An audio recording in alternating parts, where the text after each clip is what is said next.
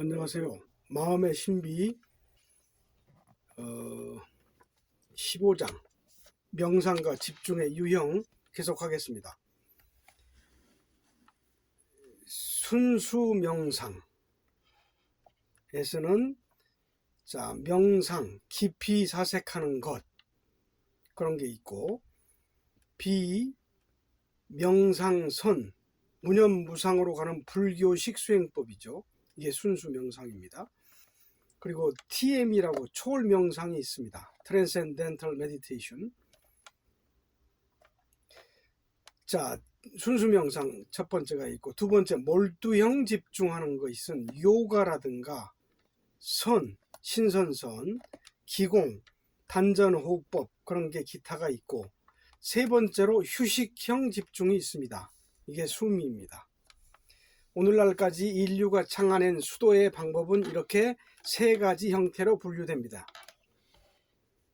첫 번째, 순수 명상. 요즘처럼 명상이 대중화된 지는 불과 몇 해가 되지 않습니다. 원래의 명상은 불교에서 행하는 참선의 형태가 아니고 깊은 사색이었습니다. 근세에 와서 크리슈나무르티, 라즈니시 등 깨달은 성자들이 탄생됨에 따라서 관련 분야의 서적이 많이 소개되었습니다. 이러한 정신세계를 우리 글로 옮김에 있어서 적당한 어휘가 없기 때문에 가장 근접한 명상이라는 낱말을 사용하고 있습니다. 영문 표기는 메디테이션으로 대용하고 있습니다. 우리 글로 집중이라고 해석하고 있기는 하지만 이 역시 적당치 못한 편입니다.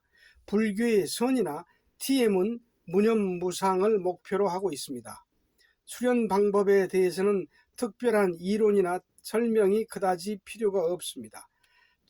자세에 크게 신경 쓰지 않고 그저 편안하게 아무 생각 없이 멍한 듯 앉아서 생각이 일어나면 떨쳐내며 마냥 앉아서 생각을 정리하는 방법으로 순수의식에 접근해 갑니다.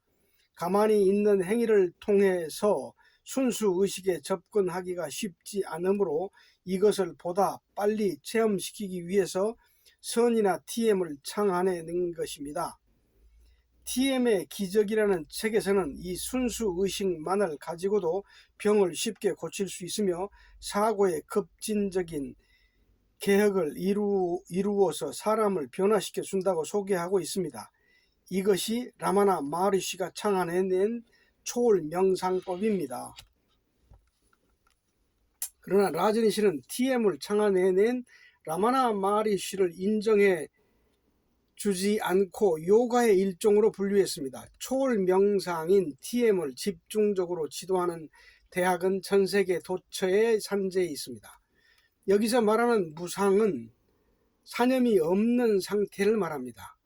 이것을 반야심경에서 제법공상, 모든 법, 모든 것이 다 공상이다 라고 합니다. 제법공상을 보다 빨리 경험시키기 위해서 순수 명상을 하는 것입니다. 불교에서 참선을 하기 위해 사용하는 화두를 공안이라고도 합니다. 화두를 풀기 위한 목적으로 끝까지 참고하는 것이 선입니다.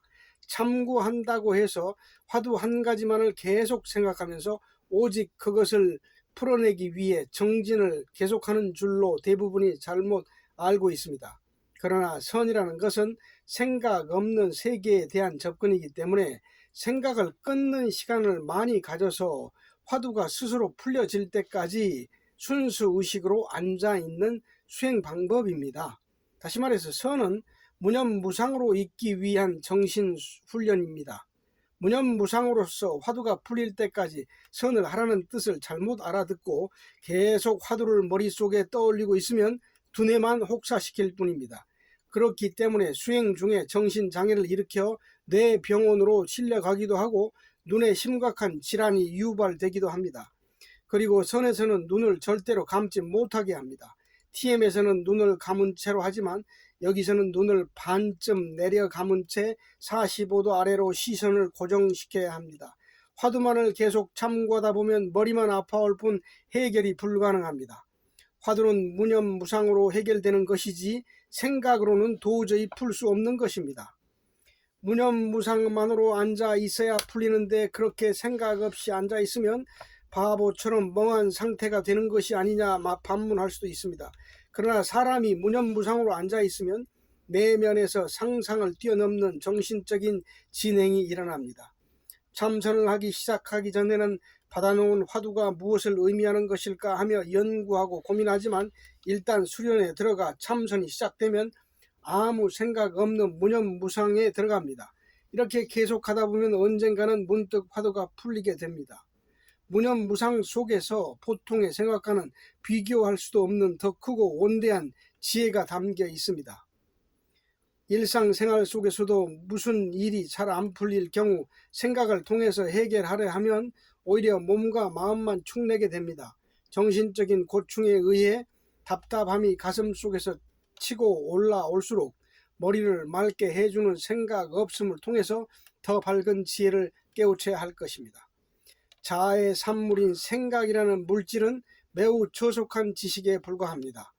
무념무상이야말로 무한한 지혜의 보고를 열어주는 정신의 자양분임을 알아야 합니다. 순수 의식에 의존하려 하지 않고 꼭 이 생각이라는 것에만 의지하여 일을 해결하려 함으로 불필요한 에너지가 낭비되는 것입니다. 가만히 아무것도 하지 않고 앉아있는 행위가 무슨 소득을 주느냐는 질문은 매우 어리석은 물음입니다. 무념무상은 정신의 발전을 신속하게 이끌어주는 고속열차입니다. 두 번째, 몰두형 집중. 정신을 한 곳에 집중해서 공력을 만들어 쓰는 방법입니다. 보기 이에는 화도라 서도 등이 있습니다. 세계적으로 인정받는 저명한 화가나 서예 가들도 독창성을 이루는 과정에서 자신도 모르는 사이에 집중의 세계에 몰입하게 됩니다. 몰두형 집중을 통과해서 휴식형 집중으로 경지를 초월하지 못하는 사람은 대가를 이루기가 어렵습니다. 그래서 몰두의 차원에서 무엇인가 깨우쳐질 듯 말 듯 하며 병아리 냉가슴 앓듯 맴맴 돌다가 한계를 느끼고 세월에 지쳐 허탈한 말년을 보내게 됩니다. 그림에 재능이 있는 스님도 있습니다. 한 잔 술을 마시고 예사롭지 않게 거침없이 그려내는 화도가 있습니다. 몰입한 경지에서 그림을 그리다 보면 몰두의 경지가 새롭게 개척되면서 나중에는 편히 쉬면서 피안에 이르러 작품을 창작해낼 수 있는 휴식형 집중에 눈을 뜨게 되는데 이때 비로소 대작이 가능해집니다.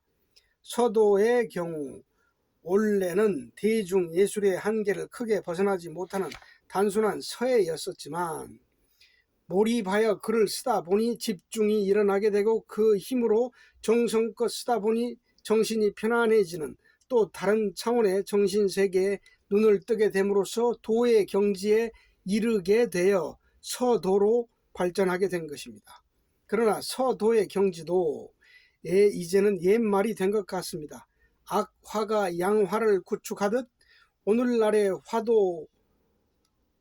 화도나 서도 역시 정신세계를 예술적으로 투영시킨 고화한 작품을 만나기가 어렵고 대신 상업성을 띤 현대의 대중의식과 영합하는 실리주의 예술 작품들이 혼의 예술을 거의 잠식하고 있는 실태입니다. 집중의 방법은 배꼽숨의 기본 요령과 비슷하게 시작합니다. 우선 눈을 지그시 감고 시작합니다. 배꼽숨은 단순히 배가 들락날락하는 것에 중점을 두었지만 여기에서는 단전에 정신을 모아야 됩니다.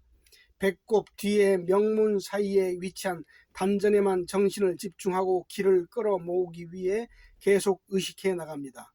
이런 식으로 기를 쌓아가면서 열이 발생할 때까지 계속하는 것을 죽기한다고 합니다. 집중할 때는 단전에는 의식을 떼어내서는 안 된다. 대체로 이렇게 하는 것이 몰두형 집중인데 집중을 끌어내기가 그리 쉬운 일이 아니며 가까스로 집중이 됐다 해도 단전에서 의식을 떼면 응집된 열이 바로 없어집니다. 특히 수련 중에 호흡의 길이에 온 신경을 써야 되므로 자연히 시간을 의식하게 됩니다. 따라서 시간의 진행이 더디어지는 듯 하므로 심리적인 부담과 함께 지루한 느낌이 들며 에너지의 속물량도 적지 않습니다. 그리고 어느 한 곳에 집중을 꽂아 놓듯 해야 하는데 처음에는 집중처를 찾아 자리 잡기가 쉽지 않습니다. 다소 멍한 듯한 상태에서 대충 가늠하고 시작하면 몇 개월 정도 경과되어야 조그맣게 단전이 자리 잡히기 시작합니다. 이렇게 몰두 자체에 접근해 가는 과정 또한 만만치 않은 것입니다. 지금의 개신교에서 하는 기도는 몰두형에 포함시킬 수 없습니다. 그리고 카톨릭에서 행하는 묵상도 19세기 이전에 하던 방법은 몰두형에 포함시킬 수 있겠지만 오늘날의 묵상은 형태가 바뀌었기 때문에 몰두형 집중이라고 볼 수가 있습니다. 예전 묵상은 묵주신공이라고 하여 이것이면 이루지 못할 일이 없다고 할 정도로 위력이 대단했습니다. 그러나 이 방법 역시 샤머니즘적 성인 주성과 주문, 단순 반복 행위에 불과한 것이었습니다. 지금의 묵상과 기도는 완성된 정신체제를 가진 수도 방법이 아니기 때문에 몰두형 집중으로 분류하기에는 적합하지 못합니다. 세 번째, 휴식형 집중. 현재까지는 숨 위에 밝혀진 바가 없습니다. 방법은 지금까지 설명한 바와 같습니다. 참의 품에 안겨 있는 것이 사실이다 라는 것을 인정하는 것입니다. 참의 품에 안겨 있다는 한 생각을 끊임없이 계속해서 참의 품에 안겨 있다는 한 느낌을 만들어냅니다. 한 느낌이 조성되면 느낌이 진행되어서 참의 품에 안겨 있다는 한 마음이 이루어집니다. 그리고 그 한 마음 속에서 편안하게 쉽니다. 다시 말해서 한 생각을 일으켜서 한 느낌을 만들고 한 느낌을 발전시켜 한 마음을 조성합니다. 그리고 쉽니다. 숨에서도 편의상 명상이라는 용어를 사용하고 있습니다. 현재 일반적인 개념으로는 위의 세 가지 수도 방법 전체가 명상이라는 개념으로 이해되고 있습니다. 그러나 숨은 일반적인 명상과 달리 신성 명상으로 표기됩니다. 왜냐하면 몰두형 집중은 어딘가 한 곳에 목표로 정해서 집중을 얻어내는 것이지만 숨의 휴식형 집중은 사람의 마음이 원래부터 가지고 있는 신성의 목표를 두고 쉬는 집중이기 때문입니다. 몰두형 집중보다 휴식형 집중이 한결 간편하며 하기도 쉽습니다. 몰두형 집중으로 들어갈 때는 매우 깊은 정신 세계에 몰입해 들어갈 수 있지만 휴식형 집중에서는 어디까지 가게 되는 것인가요? 숨을 하다 보면 특별히 진전되는 느낌이 일어나지 않으므로 이러한 의문이 있을 수 있습니다. 정신계의 구조를 정확히 이해하지 못하는 입장에서는 어쩌면 당연한 의문점일 수 있을 것입니다. 그러나 이 휴식형 집중이야말로 몰두형 집중보다 현저히 깊은 안정과 고요 속으로 쉽게 들어갑니다. 숨은 철저한 체험 교육입니다.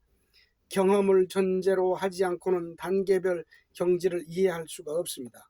숨의 경지가 깊어질수록 쉬워지는 이유는 이미 완성되어 있다는 확신이 갈수록 깊어져 가면서 마음의 에너지가 고양되기 때문입니다. 이것을 영문으로 번역하면 Divine Meditation, 즉 집중은 집중이 돼 Divine, 신성에 대한 집중, 명상이라는 얘기입니다. 그렇기 때문에 반드시 신성이 전제되는 집중으로 표기해야 됩니다. 인간 본래의 신성을 명상을 통해서 회복하기 위한 공부 방법이기 때문입니다. 인간의 신성을 명상을 통해서 회복한다. 이것이 신성 명상입니다. Divine Meditation. 몰두형 집중은 인간의 신성을 몰두를 통해서 새로이 만들어내고자 하는 방법이고, 휴식형 집중은 인간은 이미 신의 자격을 갖추고 있음을 인정하고 쉼을 통해서 마음의 정보만을 바꾸는 방법으로 내용이 전혀 다릅니다. 아래의 그림과 같이 관점을 바꾸어서 숨의 구조를 살펴봅니다. 바스켓볼의 원리, 농구공의 원리에서 첫 번째 1은 몰두고 2번은 숨입니다. 몰두는 한 생각을 한 느낌으로 집중하게 되고 기초의식의 단순한 반복이 됩니다. 근데 숨에서는 1품에서 9품까지,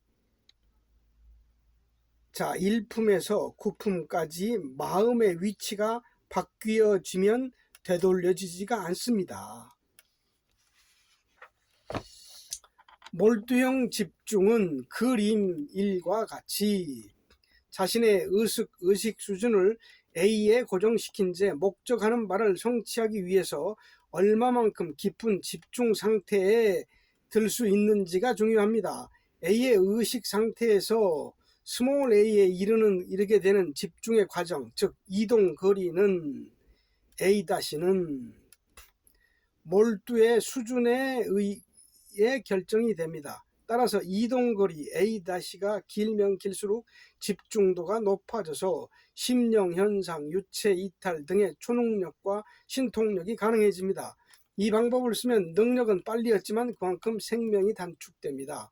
몰두형 집중은 깊이 들어갈수록 강력한 에너지를 쓸 수 있습니다. 그러나 집중을 멈추면 의식의 출발점인 기초의식, 제1의식인 원래 대문자 A 위치로 다시 복귀하게 됩니다.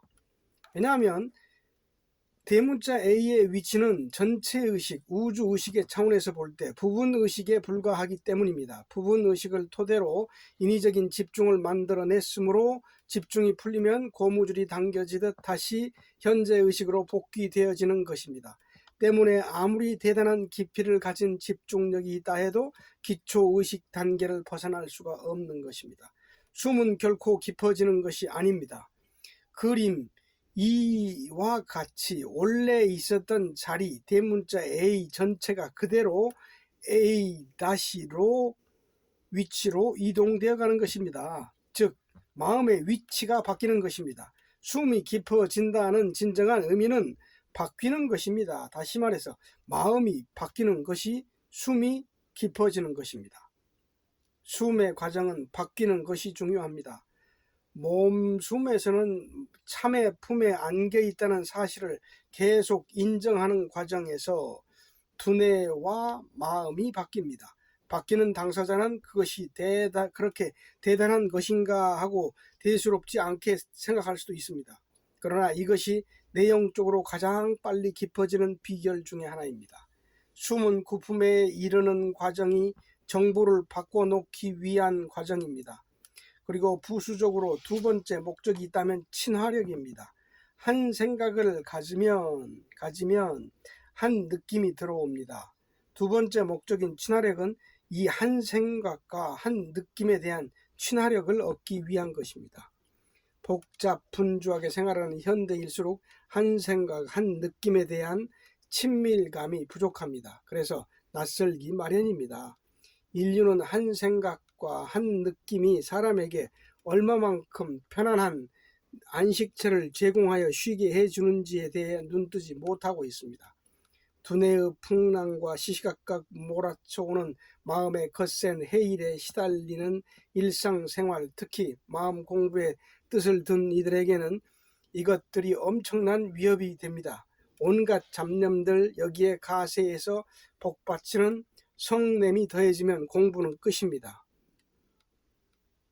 사람의 정신 구조는 한 느낌으로 살아갈 수 있도록 설계되어 있습니다. 이 한 느낌을 갖고 살지 못하는 이유는 저속한 마음이 가지고 있는 욕심 때문입니다. 이 생각, 저 생각, 근심, 걱정 이런 것들을 극복하기 위해서는 원래의 정신 구조를 회복하는 것뿐입니다. 그러기 위해서는 한 느낌, 한 생각에 대한 친화력을 길러야 합니다. 숨의 두 가지 목적. 1. 정보를 바꾸고 마음을 바꾼다. 2. 한 생각, 한 느낌에 대한 친화력을 기른다. 구품에 이르기까지 계속 참으로 앉아 있어야 하는 이유는 내가 참이라고 하는 것이 과학적인 사실이므로 그 사실을 마음이 인정하고 바꾸기 위해서입니다. 그리고 집중이 필요한 이유는 정보 교환이 가장 신속히 이루어지기 때문입니다. 정보 교환도 일종의 새로운 소식을 접하는 것이니만큼 집중을 통해서 하면 기억이 효과적으로 될 수밖에 없습니다. 기억력을 보다 높이기 위해서는 두뇌가 맑은 새벽 시간을 이용하는 것이 좋습니다. 그리고 두뇌를 맑게 유지하기 위해서도 집중이 절대적으로 필요합니다. 집중이 잘 되어야 마음의 심층 깊은 곳까지 정보가 쉽게 바뀌어서 들어갑니다. 그 다음이 친화력입니다. 숨의 구조는 이렇게 간단합니다. 그리고 구품에 가까울수록 공부에 대한 부담감, 중압감이 사라집니다. 마음의 정보 한 가지를 바꾸는 것으로 몸숨에서는 참의 품에 안겨 있다는 정보로 생각을 바꾸고 이 사실을 인정합니다. 그리고 이 사실이 상식화될 때까지 인정한 사실 속에 앉아서 편안하게 쉽니다. 쉬고 있을 때 정보가 가장 빨리 교환됩니다. 그리고 이 과정에서 한 생각, 한 느낌에 대한 친화력이 고양되어 갑니다. 엄청난 노력이 필요 없는 것입니다. 재차 강조하지만 인간은 이미 완성되어 있습니다. 완성되어 있는 것을 노력해서 또다시 완성할 필요가 없습니다. 우리가 할 일은 단지 완성되어 있음을 인정하고 받아들이면 되는 것입니다. 숨은 완성된 사실을 받아들이기 위해서 만들어 놓은 과정입니다.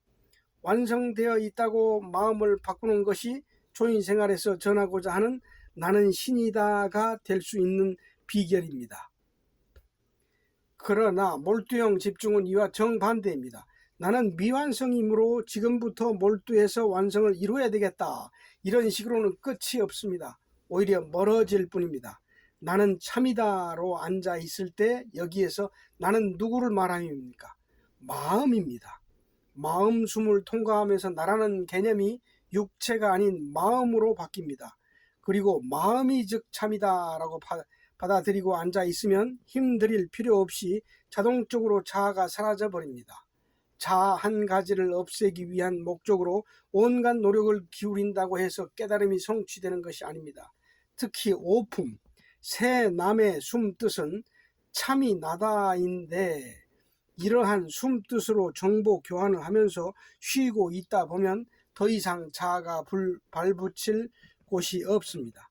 스님들은 참선을 통해서 자아가 없음을 무법 무상임을 무념 무상임을 깨닫고 난 다음 버릇을 고치기 위해서 점수를 합니다.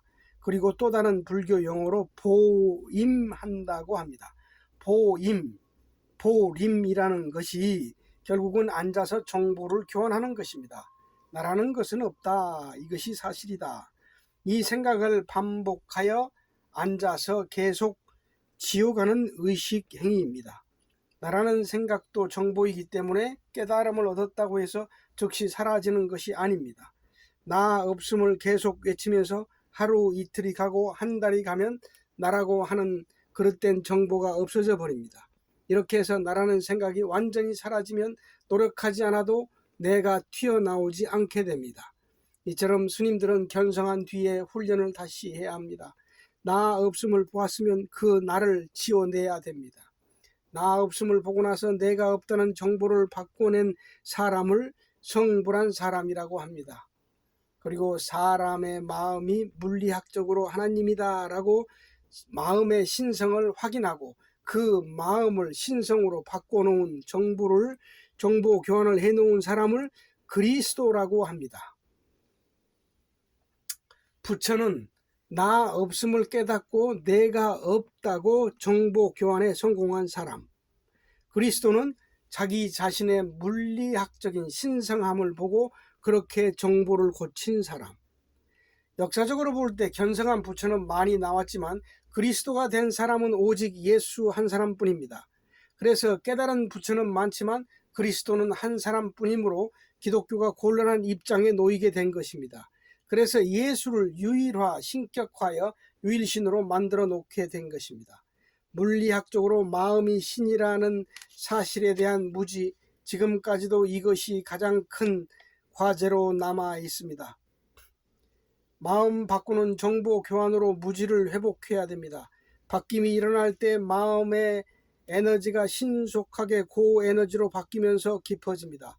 앞서 말했듯이 다른 수도의 방법은 깊어지는 것이 아닙니다. 몰두형 집중의 내용은 거의 최면에 가까운 방법들입니다. 기독교 계열의 신자들은 자아 문제를 꺼내면 매우 거북해 합니다. 진정한 그리스도가 되기 위해서는 자아를 버리지 않으면 안 됩니다.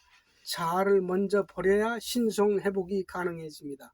숨은 정보 교환 시스템이 잘 되어 있기 때문에 오륙품 단계에서 자아가 자연스럽게 극복됩니다. 지금은 세상살이도 정보화 시대여서 정보가 없으면 고립됩니다. 하물며 사람 자신이 본래 가지고 있는 정보의 비밀을 신속하게 받아들이고 낡은 정보를 교체해야 되는 것은 당연한 것입니다. 집중을 통해서 올바른 정보를 교환해 나갈 때 잠재의식 깊은 곳까지 이미 습관화되어 있는 온갖 잘못된 정보가 지워져 나가게 됩니다. 그리스도는 신성이고 물리학적인 것입니다. 부처는 나, 자이고 심리학적인 것입니다. 그래서 그리스도 더하기 부처가 바로 숨이 되는 것입니다. 무심과 신심. 무심은 불교의 이론입니다. 그러나 신심은 어디에 해당할까요? 기독교의 교리를 보면 하나님의 심정, 하나님의 아들의 마음이라는 표현은 있어도 사람이 하나님의 마음을 가지고 있는 신심이다라는 구체적인 언급은 없습니다. 신심이란 신의 마음을 가지고 있는, 즉 개체화된 신을 말합니다. 기독교식으로는 그리스도가 된 사람입니다. 예수의 경우에도 예수라는 이름을 가진 사람이 마음을 바꾸어서 신심을 갖게 되므로 예수 그리스도라 부르게 된 것입니다. 무심은 불교에서 추구하는 심리학적 관점에서의 마음학이고, 신심은 숨이 지향하는 파동 물리학적인 관점에서의 마음학입니다. 혼돈을 피하기 위해서 무심에 대한 불교 개념을 아래의 상황을 통하여 문답식으로 정리해 보겠습니다. 상황, 손을 들어 손바닥을 펴 보인다. 여러분, 지금 이거 손바닥이 보입니까? 이것이 무엇입니까? 여러분 중에서 직관으로 이 손바닥을 볼 수 있는 사람이 있습니까? 여러분의 경지에서는 이것이 보이지 않습니다. 죄송하지만 여러분은 아직 눈뜬 소경입니다. 평범한 사람들이 볼 때 부처의 무심은 매우 우스꽝스럽고 괴짜라는 생각이 들 수 있습니다. 이와 같이 미묘한 형이상학적 논법 때문에 오해와 다툼의 여지가 많은 것입니다. 손바닥을 들어 빤히 보여주고서는 왜 손바닥이 아니라고 사실을 부정하는 것인가? 그러나 만약에 그 자리에서 그것은 손바닥입니다 대답하면 그 즉시 큰 스님의 주장자의 혼쭐이 납니다. 특히나 예전의 선방은 규율이 하도 엄해서 일국의 왕을 능가하는 대우를 받았습니다. 이것이 손바닥인데 보이는가? 예, 보입니다. 그렇다면 그 눈을 빼거라. 이 한마디 명령에 제자가 눈을 잃어야 합니다. 그것도 눈이라고 달고 다니면서 이것을 손바닥으로 보고 있느냐라는 스승의 추상 같은 꾸짖음입니다. 그리 중요한 것도 아닌 걸 가지고 심하게 꾸짖는 이유는 이와 같은 선문답을 통해서 반야심경, 금강경이 전하고자 하는 중요한 비밀을 깨우쳐 주기 위해서입니다. 손바닥이면 틀림없지만 네가 생각을 움직여서 그것이라고 하였으므로 옳은 답이 아니다. 다시 한번 들여다보거라. 다시 보되 조건이 있다. 머리, 생각을 쓰지 말고 생각을 정지시킨 무념무상으로 보아라. 그래도 이것이 손바닥이고 그것이냐? 이번에도 그렇다고 하면 또 벌을 받아야 돼. 이런 이야기가 그 흔한 선문답들의 주던 내용입니다. 그리고 공부가 부족하면 그야말로 끔찍한 단죄가 거침없이 행해졌습니다. 이것, 손바닥이 무엇이냐가 전하고자 하는 메시지가 무엇일까요? 사막에 가면 오아시스가 사실처럼 보여지는 자연현상을 쉽게 볼 수가 있습니다. 여기에서 본 손바닥은 신기루를 본 것입니다. 여러분은 반문할 것입니다. 손바닥은 엄연히 눈앞에 있는데 왜 신기루를 보는 것이라고 합니까? 여러분이 본 손바닥은 여러분의 생각 속에 그려져 있는 손바닥을 보았다는 뜻입니다. 생각, 관념을 통해서 본 것이니 본래의 손바닥을 본 것이 아니고 신기루처럼 재생된 손바닥을 본 것입니다. 원래의 손바닥은 지금 현재 여기에 있습니다. 그러나 생각을 동원해 마음을 움직여 놓고 보면 신기루가 되어버립니다. 생각 없는 상태에서 내가 나라는 느낌도 없이 바라보아도 손바닥으로 보일까요? 생각을 멈추고 봅시다. 두뇌가 정지되었는데도 손바닥이라고 할 수 있겠는가요? 여러분이 본 것은 결국 생각을 통해서 본 생각 속의 손바닥이었습니다. 하나의 사물을 보았을 때 원래의 것은 그대로 있으나 그것을 바라본 자가 있기 때문에 바라본 자의 생각, 두뇌 속에 있는 사물이 복제되어 생겨난 것입니다. 신기루처럼 복제된 것을 본 것입니다. 가까운 실례를 들어봅시다. 여러분이 지금 강의를 듣고 있으면서도 집에 신경을 써야 될 일이 있다면 가족들이 궁금해질 것입니다. 그래서 강의 도중에 가족의 얼굴들이 떠올려질 것입니다. 그러면 지금 이 강의 마당에 앉아 있는 상태에서 생각 속에 떠올린 가족들이 실제의 가족인가요? 상념 속에 떠올려진 허상일 뿐입니다. 강의를 듣고 있는 지금 가족들은 엄연히 집에 있습니다. 절대로 강의를 듣고 있는 여러분의 생각 속에 있는 것이 아닙니다. 사실이 그렇지 않은가요? 이 밖에도 상념 속에는 이 생각 저 생각이 분주하게 오가고 있습니다. 가족에 대한 생각, 오늘 있었던 일들, 내일 해야 될 일들, 사는 걱정, 꼬리에 꼬리를 물고 이어집니다. 이렇게 이중 삼중으로 겹쳐져서 떠오르는 잔영들 또한 실제의 사실이 아닙니다. 이건 역시 손바닥이고 신기루일 뿐인 것입니다. 그래서 관념 속의 손바닥을 또는 신기루를 공이라고 합니다. 이 공이론과 물리학적 우주의 창조 원리와는 근본이 완전히 다릅니다. 그렇다면 불교의 깨달은 스승들은 어느 위치에 있는 것인가요?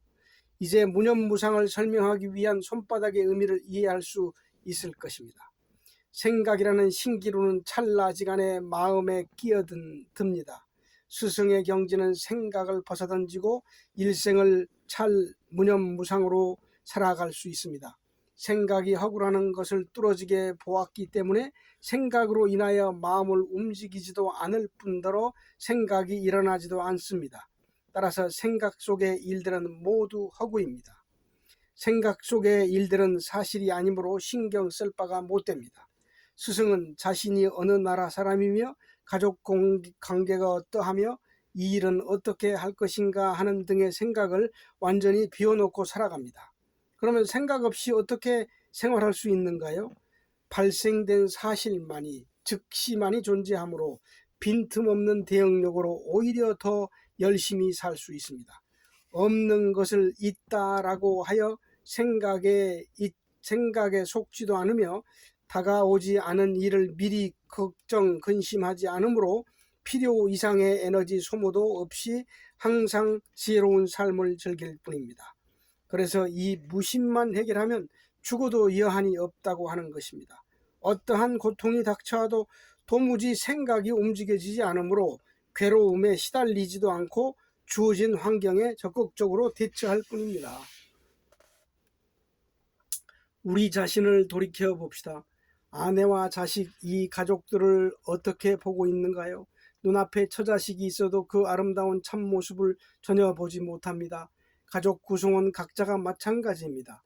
생각이라는 것은 자아의 장식품에 불과한 것이고 기억이 재생해낸 활동사진에 나타난 모습에 불과한 것입니다. 평생을 함께 살아온 과거의 구태의연한 시야로 바라보는 진부한 관념의 응어리에 눈이 멀어 있는 그대로의 현재 모습을 보지 못하고 있는 것입니다. 자신이 설정해 놓은 관념 속의 아내와 남편과 자식을 한정시켜 놓듯 세상살이도 그렇게 삽니다. 생동감 있게 살아 움직이는 아름다운 인생의 참모습을 놓치고 있는 것입니다. 직관이 아닌 허상을 보고 있는 것입니다. 자기 자신의 참모습조차도 보지 못하는 것이 우리들의 현실입니다. 이것이 환상입니다. 인도어로서 마야라고 합니다. 환상 속에서 인생을 살아가고 있는 것이 눈을 뜬 상태로 바라보고는 있지만 현재의 사실을 보지 못하니 까막눈인 것입니다.